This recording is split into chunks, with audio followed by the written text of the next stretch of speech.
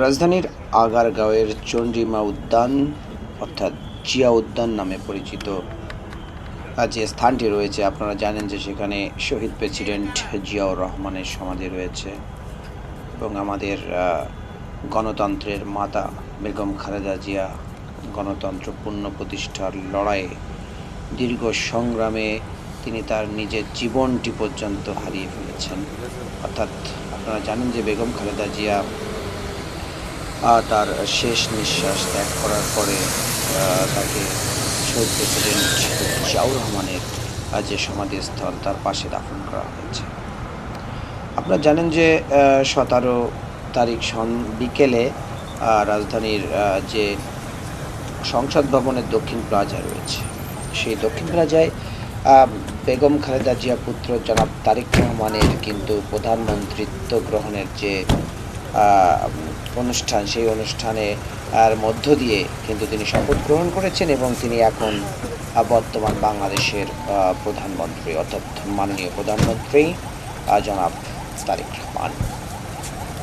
আমরা জানি যে আজকে একই সাথে কিন্তু মন্ত্রী এবং প্রতিমন্ত্রী তারাও কিন্তু শপথ গ্রহণ করেছেন। আজকের মন্ত্রিসভার যে শপথ সেটি ছিল একেবারে অনেকের মাথার উপর দিয়ে যাওয়ার মতো। অনেক হেভিওয়েট নেতা বিএনপি, যারা নীতি নির্ধারক মহলের যারা জাতীয় স্থায়ী কমিটির মেম্বার, তারা কিন্তু অনেকেই আজকে বিএনপির এই যে সম্মানজনক যে পোস্ট মন্ত্রী বা প্রতিমন্ত্রী সেটা কিন্তু অনেকেই পাননি। কেন, কি কারণে, সেই ব্যাখ্যা পরে দিব অন্য আরেকটি ভিডিওতে। আপনারা দেখতে পাচ্ছেন এই মুহূর্তে বিএনপি চেয়ারম্যান, বাংলাদেশের প্রধানমন্ত্রী জনাব তারেক রহমান, যিনি হেঁটে হেঁটে তিনি তার যে পিতা এবং মাতার সমাধিস্থল সেখানে প্রবেশ করছেন। আমরা জানি আজকে রাজধানীর যে সংসদ ভবন, সেই সংসদ ভবনের দক্ষিণ প্লাজায় জনাব তারেক রহমান মন্ত্রী, প্রতিমন্ত্রী সবারই শপথ অনুষ্ঠান অনুষ্ঠিত হয়। সেখানে উপস্থিত ছিলেন তার স্ত্রী। আমরা জানি যে তিনি একজন বিখ্যাত ডাক্তার জুবাইদুর রহমান এবং তার মেয়ে ব্যারিস্টার জাইম রহমান সহ অন্যান্যরা। প্রিয় দর্শক, আপনারা দেখতে পাচ্ছেন যে ব্রিজ পার হয়ে, অর্থাৎ জিয়া উদ্যানে ঢোকার যে ব্রিজটি রয়েছে সেই ব্রিজ পার হয়ে কিন্তু জনাব তারেক রহমান হেঁটে হেঁটে তার প্রিয় পিতা মাতার কবর জিয়ারত করার জন্য এগিয়ে যাচ্ছেন। আমরা দেখেছি আজকে যখন এখানকার যে শপথ, সেই শপথ শেষ হওয়ার পরে কিন্তু দক্ষিণ প্লাজার পশ্চিম কোণে, অর্থাৎ ন্যাম ভবনের যে মেইন রোড, সেখানে কিন্তু একদম সঙ্গীত সন্ধ্যা অনুষ্ঠিত হয়েছে বা কনসার্ট হয়েছে। সেখানে বাংলাদেশের তথা দক্ষিণ এশিয়ার বিখ্যাত যে কণ্ঠশিল্পী জেমস, তিনি কিন্তু সেখানে গান গেয়েছেন। কিন্তু এই হচ্ছে সন্তান, মহান রাব্বুল আলামিনের প্রতি তার যে অগাধ বিশ্বাস এবং শ্রদ্ধা, পিতামাতার প্রতি তার যে শ্রদ্ধা, তারেক রহমান ক্ষমতা গ্রহণ করেই কিন্তু সর্বপ্রথম সংসদ ভবন থেকে বের হয়ে তার জন্মদাতা মা এবং বাবা উভয়েরই কবর জিয়ারত করতে, শ্রদ্ধা নিবেদন করার জন্য সেখানে ছুটে যান। জনাব তারেক রহমান বাংলাদেশে ফেরার মধ্য দিয়ে বাংলাদেশের রাজনীতির এক নতুন ধারার প্রচলন হতে শুরু করেছে। আমরা দেখেছি বাংলাদেশে এই মুহূর্তে তিনি অনেকগুলো নতুন জিনিসের এখন নায়ক, অর্থাৎ তাকে বলা যায় যে গণতন্ত্রের মানসপুত্র, অর্থাৎ বহুদলীয় গণতন্ত্রের মানসপুত্র। কারণ তার বাবা মা গণতন্ত্রের জন্য লড়াই করতে যেয়ে নিজের জীবন দিয়েছেন। এই বাংলাদেশের মানুষের যে অধিকার আদায়ের লড়াই, সেই লড়াই আমরা জানি যে বেগম জিয়া মারা যাওয়ার পরে দল মত নির্বিশেষে বাংলাদেশ হাজার হাজার লক্ষ লক্ষ মানুষ কিন্তু তার জানাজায় শরিক হয় এবং মানুষের বেগম জিয়ার প্রতি যে অসম্ভব রকম শ্রদ্ধা আমরা কিন্তু সেটা দেখতে পেয়েছি। আপনারা দেখতে পাচ্ছেন কিন্তু এই মুহূর্তে জনাব তারেক রহমান স্ত্রী, সন্তান, পরিবার সহ, পরিবারের অন্যান্য সদস্য সহ, তার যারা খুব কাছের, এই দীর্ঘ 17 বছর তাকে যারা বলা যায় যে দেওয়ালের মতো ঘিরে রেখেছেন তার সেফটির জন্য, সবাই কিন্তু আজকে সাথে রয়েছেন। পাশাপাশি আপনারা দেখতে পাচ্ছেন কিন্তু বাংলাদেশ সেনাবাহিনীর চৌকস সদস্য যারা অর্থাৎ এসএসএফ এর সদস্যবৃন্দ কিন্তু সেখানে রয়েছেন। আমরা দেখতে পাচ্ছি যে মিডিয়া সেলের জনাব দিদারকে কিন্তু এই ভিডিওর মধ্যে দেখা গেল যে তিনি কিন্তু ভিডিওস নিচ্ছিলেন, অর্থাৎ গণমাধ্যম কর্মীদেরকে যেটি সরবরাহ করা। আমরা দেখতে পাচ্ছি বাংলাদেশের সাবেক রাষ্ট্রপতি, সাবেক প্রধানমন্ত্রী অর্থাৎ দেশনেত্রী বেগম খালেদা জিয়া এবং শহীদ প্রেসিডেন্ট জিয়াউর রহমানের সমাধিস্থলে কিন্তু পৌঁছে গিয়েছেন জনাব তারেক রহমান।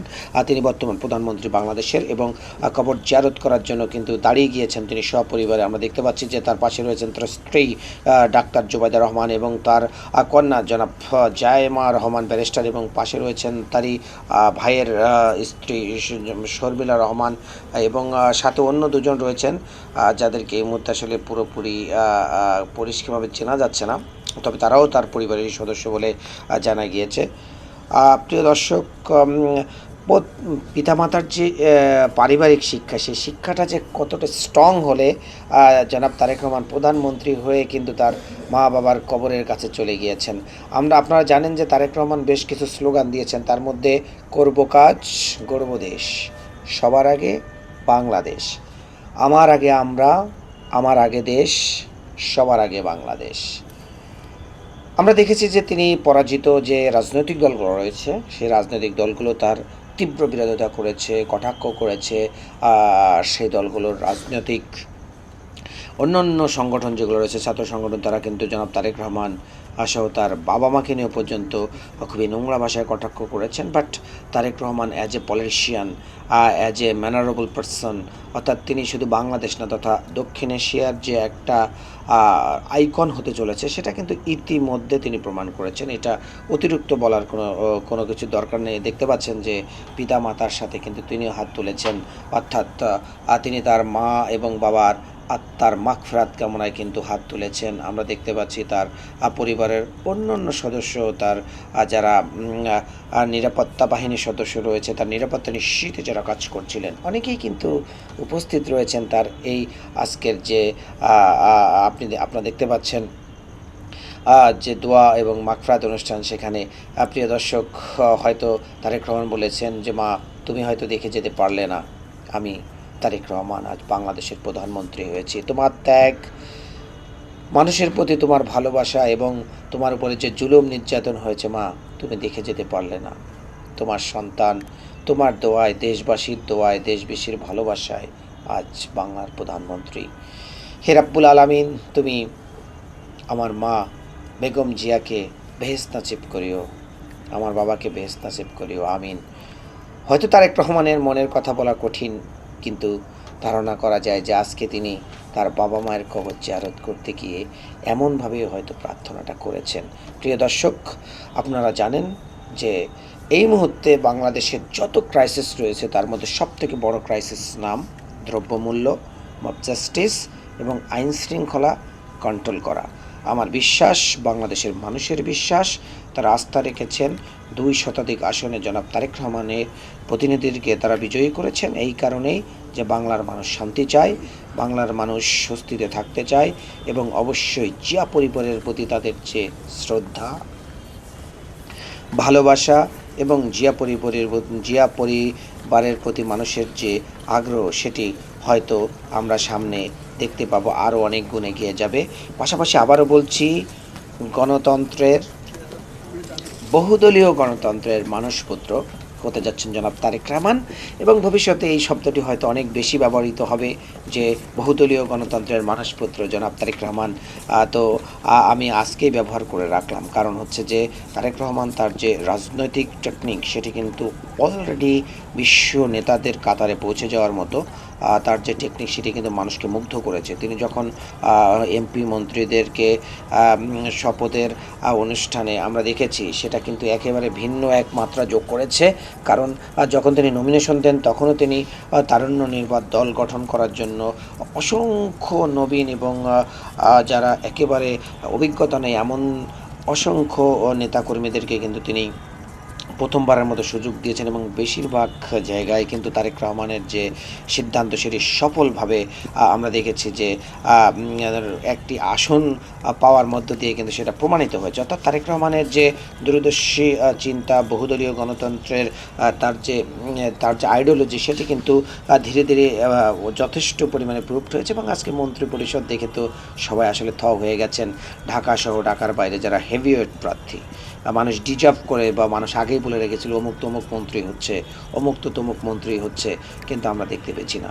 যারা দলের জন্য কাজ করেছে, দলের জন্য পরিশ্রম করেছে, দলের জন্য ডেডিকেট ছিল, এমন অনেকে কিন্তু বিজয়ী না হয়েও টেকনোক্রেট যে পদ্ধতি সেই পদ্ধতি প্রতিমন্ত্রী পর্যন্ত হয়েছেন। আবার অনেক হেভিওয়েট নেতা যাদেরকে কিন্তু কোনো মন্ত্রিত্ব বা প্রতিমন্ত্রিত্ব দেওয়া হয়নি। আপনারা দেখতে পাচ্ছেন কিন্তু তারেক রহমান হেঁটে হেঁটে কিন্তু তার মা এবং বাবা অর্থাৎ বাংলাদেশের গণতন্ত্রের দুই মহানায়কের কবর জিয়ারত করে কিন্তু বের হয়ে আসছেন। পাশাপাশি আবারও পুরনো প্রসঙ্গে ফিরতে চাই, জনাব তারেক রহমান যে পদ্ধতি নিয়ে এগিয়ে যাচ্ছেন, সাধারণ মানুষের মধ্যে কিন্তু এটা নিয়ে দারুণ কৌতূহল শুরু হয়েছে। তারা কিন্তু অত্যন্ত খুশি, আনন্দিত আমরা জানতে পেরেছি। এরপরে কিন্তু রাষ্ট্রপতির যে বিষয় সেটি রয়েছে এবং স্পিকারের বিষয় রয়েছে, আরও বিএনপির নানান ধরনের কিছু পদের বিষয় রয়েছে। অর্থাৎ এখন যারা বাদ পড়েছেন, আমরা জানা যাচ্ছে যে ডক্টর খন্দকার মোশাররফ হোসেন তিনি কিন্তু বাংলাদেশের মহামান্য রাষ্ট্রপতির আসনে তিনি যেতে পারেন এবং পাশাপাশি আরও বেশ কয়েকজনের নাম শোনা গিয়েছে। সেখানে স্পিকার, ডেপুটি স্পিকার রয়েছেন। অর্থাৎ যারা বাদ পড়েছেন তারা যে বাদ পড়ে গিয়েছেন তা না, এটি হচ্ছে তারেক রহমানের প্ল্যান। মানুষকে তিনি কনফিউশন নয়, জিনিসটা বলতে পারেন যে তারেক রহমানের যে আইডিওলজি, তারেক রহমান যেভাবে দেশ নিয়ে চিন্তা করেন, যে ব্যক্তিকে যেখানে রাখলে দেশ ও জাতির কল্যাণ হবে, তিনি কিন্তু সেই জায়গায় কোনো কার্পণ্য করছেন না। অর্থাৎ সাধারণ মানুষের প্রতি তার যে আগ্রহ, আমি গোটা বাংলাদেশে তার সাথে প্রচারণায় কাজ করেছি, দেখেছি যে তার মানুষের প্রতি প্রচণ্ড আগ্রহ। সাধারণ মানুষও তাকে প্রচুর পরিমাণে ভালোবাসেন, কারণ তার যে ম্যানার, তার যে আচার ব্যবহার, কথাবার্তা, লাইটনেস এবং দেশের প্রতি তার যে অকৃত্রিম ভালোবাসা, এই ব্যাপারটাই কিন্তু তারেক রহমানকে নিয়ে যাবে বিশ্ব নেতাদের কাতারে। আমার ভিডিওটি ভালো লাগলে আপনারা সবাই লাইক, কমেন্ট, শেয়ার করবেন এবং দেশকে ভালোবাসবেন। দেশের প্রতি আপনাদের আন্তরিকতা থাকবে, কারণ সবার আগে বাংলাদেশ।